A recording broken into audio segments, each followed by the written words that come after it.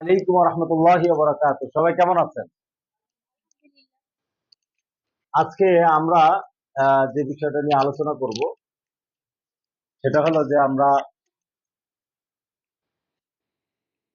আমাদের কবর কি ও কেন এবং এর রূপরেখা কেমন হবে, ধৈর্য কি, আমরা ধৈর্য নিয়ে আজকে পড়ব। তার আগে আমরা একটা ঘটনা দেখব। ফিল হাল নামে একটি ঘটনা আমাদের স্মার্ট লাইব্রেরিতে পৃথিবীর হালচাল নামে একটা কন্টেন্ট আছে, মানে একটা সাবজেক্ট আছে। পৃথিবীর হালচাল মানে হলো মানে এই পৃথিবীতে, যে পৃথিবীতে আমরা আছি সেই পৃথিবীতে কি ঘটছে।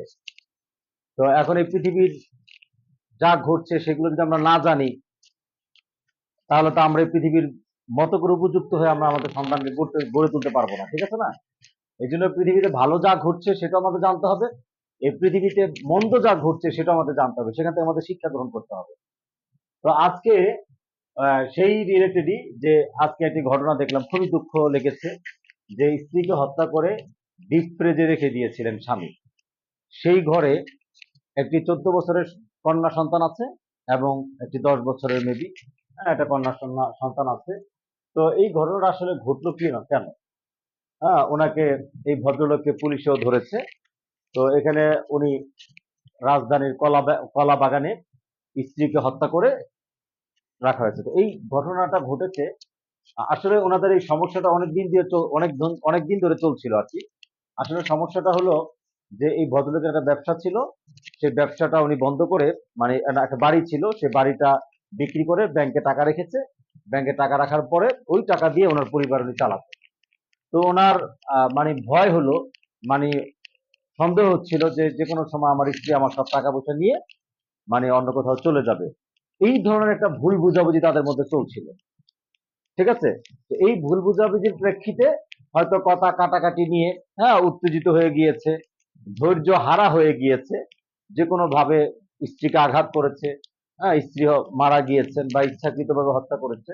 এটা আমরা তদন্তর পরে আরো বিস্তারিত জানতে পারবো। তো এই ঘটনার পরে যে ঘটনাটা ঘটলো সেটা হলো যে উনি ফ্রিজে রেখে দিয়েছে এবং দুই মেয়েকে বললো যে তোমার আম্মু অন্য মেয়ের সাথে, মানে অন্য মানুষের সাথে চলে গেছে, ওর মামার বাসায় দিয়ে দিয়েছে। পরে এই ঘটনা। তো আসলে আমরা এই ঘটনাটা আপনাকে শোনানো বা আপনাদেরকে দেখানো আমাদের উদ্দেশ্য না, কিন্তু এই ঘটনা থেকে আমাদের শিক্ষা নিতে হবে। আল্লাহ তাআলা কোরআনের মধ্যে ফেরাউনের ঘটনা বলেছেন। তো ফেরাউনের ঘটনা বলেছেন কেন? ফেরাউনের থেকে আমাদের শিক্ষা নেওয়ার জন্য। সফল ব্যক্তিদের ঘটনা বলেছেন, ব্যর্থ লোকদেরও ঘটনা বলেছেন। তো এই যে পরিবারটা আজকে নষ্ট হয়ে গেল, কি বলেন? আজকে এই সন্তান কোথায় মুখ দেখাবে যে তার মার হত্যাকারী কার বিরুদ্ধে অভিযোগ দিবে? তার মার হত্যাকারী হলো তার বাবা। তো এখন এই যে পরিবেশটা তৈরি হলো, আপনারাই বলেন এই পরিবেশটা থেকে তারা কি করলে রক্ষা পাবে? বলেন যে মানে কি করলে, কি পদক্ষেপ নিলে এই বড় একটা বিপর্যয় থেকে বাঁচতে পারবে? শুধু ধৈর্য তো আছেই, তারপর আমি বলবো যে আমাদের মতো কাউন্সিলিং সেন্টার সাথে যদি সে যুক্ত থাকতো, তার পরিবারটা আজকে বেঁচে যায় এই ধরনের একটা অকারেন্স। তাহলে এখন আপনারা বলেন যে 87,000 গ্রামে নয়, প্রতিটা পরিবারের প্রত্যেকটা সদস্যকে, আমার পরিবার আপনার পরিবারকে এই কাউন্সিলিং প্রোগ্রামের সাথে যুক্ত করা কতটুকু জরুরি। কারণ এই কাউন্সিলিং প্রোগ্রাম যদি সে জানা না থাকে, তার কাছে সে সবকিছু খুলে বলতে না পারে, সে যে কোনো সময় মানসিক ডিপ্রেশনে গিয়ে যে কোনো ধরনের একটা অকারেন্স ধরায় ফেলতে পারে। তো আমরা এই গল্প থেকে আজকে এটা শিখলাম। তো এই গল্পর মানে এই ঘটনা থেকে আমরা পাশাপাশি আরেকটা ঘটনা, মানে আজকে আমরা মূল শিক্ষা অর্জন করব। সেটা হলো যে আচ্ছা, তাহলে আমরা আজকে এই জিনিসটা আলোচনা করবো যে সবর কি।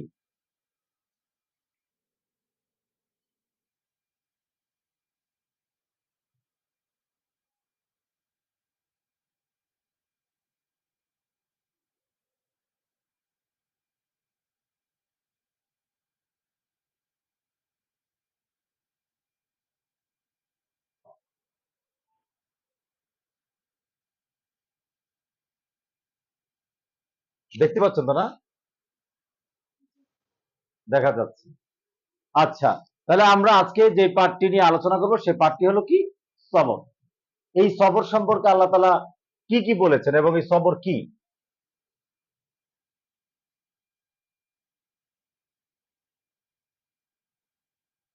সবর কি ও কেন, এর রূপরেখা কেমন হতে হবে? অধিকাংশ লোক ব্যর্থ হয় সবর না করার কারণে। আমাদেরকে সফল হতে হলে কিভাবে সবরের সাথে আগাতে হবে, কোরআন এবং হাদিসের আলোকে বিস্তারিত আলোচনা। ঠিক আছে?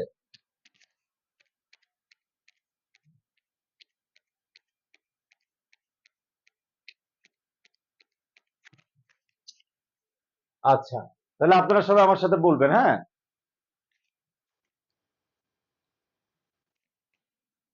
সবর, ধৈর্য ইসলামের একটি মৌলিক গুণ।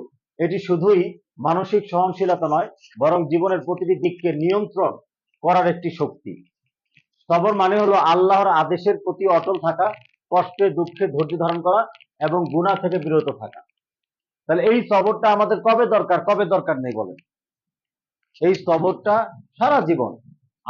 আমি যখন থেকে আমার জন্ম হয়েছে, হ্যাঁ, যখনই আমি বড় হয়েছি, যখন আমি ক্লাস 1-এ পড়ি, 2-তে পড়ি, 3-তে পড়ি, যখন আমার বিবাহ হয়েছে, যখন আমি বাবা মা হয়েছি, যখন আমি শ্বশুর শাশুড় হয়েছি, শ্বশুর শাশুড়ি হয়েছি, অর্থাৎ সারা জীবন আমাকে মৃত্যু পর্যন্ত এই সবরের গুণটি আমাকে অর্জন করতে হবে।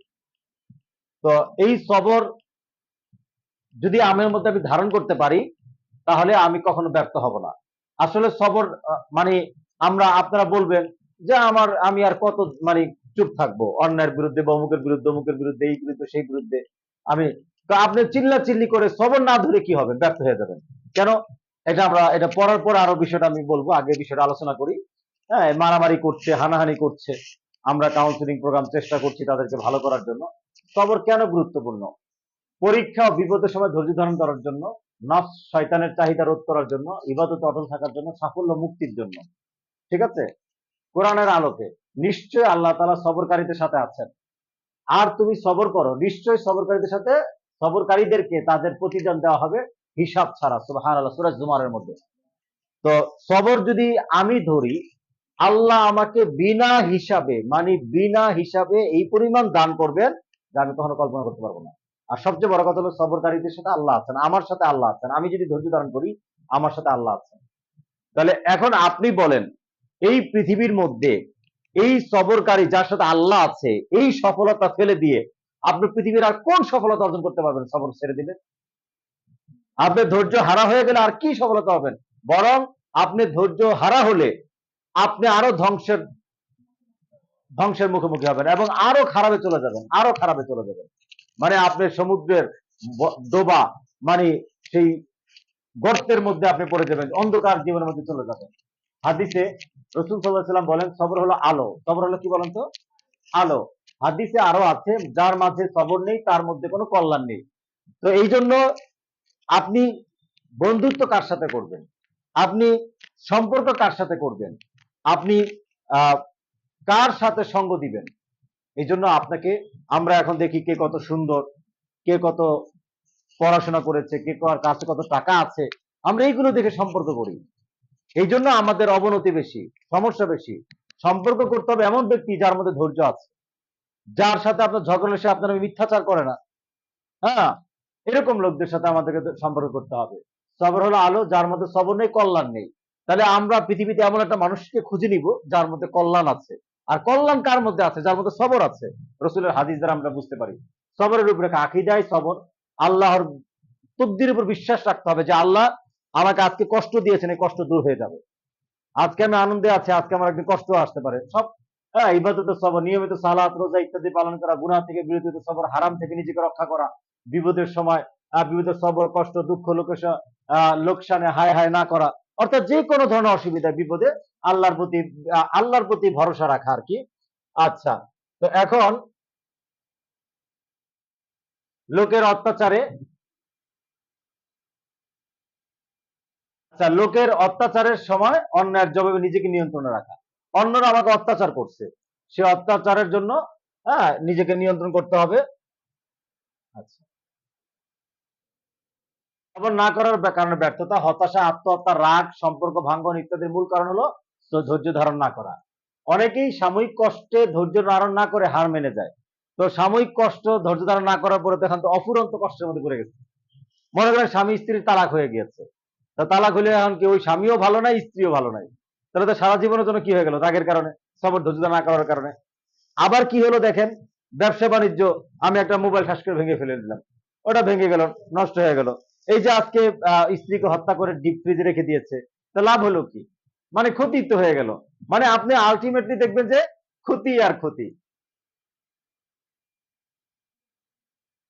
এটা হলো শয়তানে আমাদেরকে এই কাজটা করে, ঠিক আছে? আমাদেরকে কে কে করে বলেন তো? শয়তান। শয়তান আমাদেরকে উত্তেজিত করে। সফল হতে হলে কিভাবে সবর করতে হবে? নিয়মিত কোরআন ও সালাতের মাধ্যমে আত্মশক্তি অর্জন করতে হবে। সবর এটা অনেক কল্যাণের একটা জিনিস। এটা আপনি আপনার অন্তরে যে কোনো ভাবে আপনাকে অর্জন করতে পারবেন না। আপনাকে সবর ধৈর্য অর্জন করতে হলে আপনাকে কোরআন তেলাওয়াত, নামাজ, আল্লাহর কাছে দোয়া, সেই ধরনের আত্মশক্তি, আধ্যাত্মিক শক্তি যেটাকে বলে, এই শক্তি আপনার অর্জন করতে হবে। তো আধ্যাত্মিক শক্তি যদি আপনি অর্জন করতে না পারেন, তাহলে আপনি কখনোই এত বড় কল্যাণ অর্জন করতে পারবেন না। ঠিক আছে? আচ্ছা, নেক্সট, সঙ্গ গঠন ও নসিহত গ্রহণ। নিয়মিত এই কাউন্সিলিং সেন্টারের মতো প্রতিষ্ঠানে আপনাকে আসতে হবে। আপনি মনে করেন যে আজকে আমি কাউন্সিলিং সেন্টারে 1 মাসে গেলাম, আরেক মাস গেলাম না, হ্যাঁ, আমার মনে হয় 2 টাকা বেঁচে গেল, বা আমার মনে হয় 2 টাকার সময় বেঁচে গেল, লাভ হলো না। আপনি অফুরন্ত ক্ষতির মধ্যে পড়ে যেতে পারেন। এজন্য আপনাদেরকে যেটা করতে হবে, নিয়মিত কাউন্সিলিং সেন্টারে আসতে হবে।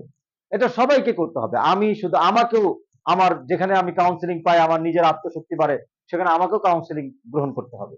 তো এটা হলো আমাদের জীবনের লাইফ অফ একটা পার্ট, লাইফ আমাদের জীবনের একটা পার্ট। যেমন প্রতিদিন আমি খাদ্য খাই, পানি খাই, হ্যাঁ, আমি বাথরুমে যাই, আমি ঘুরতে যাই, হাঁটি, হ্যাঁ, আমি স্কুলে যাই, আমি মাদ্রাসায় যাই, এই যে আমার চাকরিতে যাই, আমি যেভাবে কাজ করছি, এটাও আমাদের একটা নিয়মিত কাজ।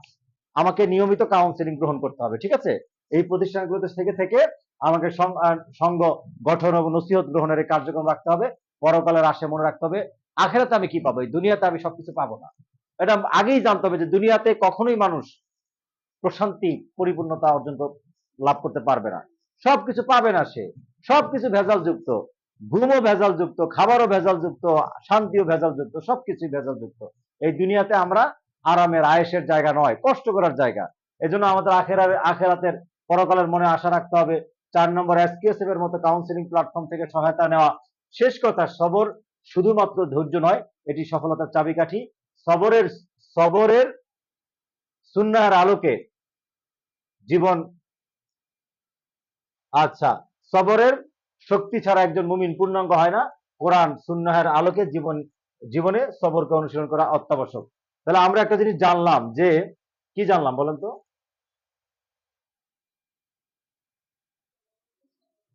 ধৈর্য। জীবনের সকল ক্ষেত্রেই সবর আমাদের অনেক জরুরি বিষয়, এবং এই সবর যে কোনো জিনিস অর্জন করার জন্য শক্তি দরকার।